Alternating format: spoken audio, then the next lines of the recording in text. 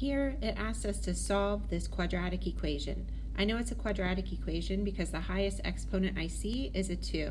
So it's going to graph like a parabola. And I know that parabola is going to cross the x-axis in 2 places because for each of the choices here, they're giving us 2 solutions for x. And those solutions are going to be where that parabola crosses the x-axis. So all we're going to do is graph this on the graphing calculator.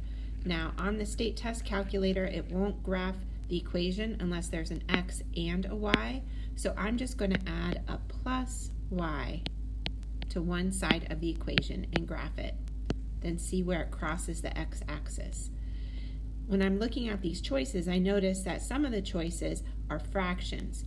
The points that they're going to give me on the graphing calculator are going to be decimals. So just to refresh your memory of how you change a fraction to a decimal, if I want to know what 1/2 is as a decimal, just put in your calculator 1 divided by 2, and you'll see that that is 0.5.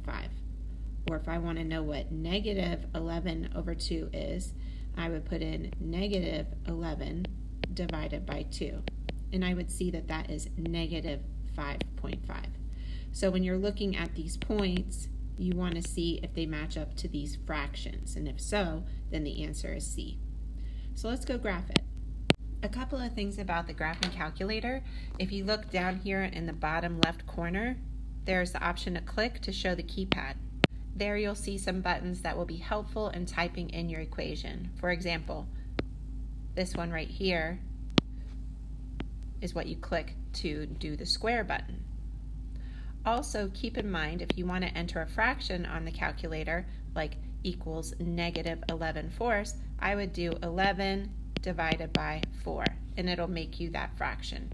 Here's the division symbol.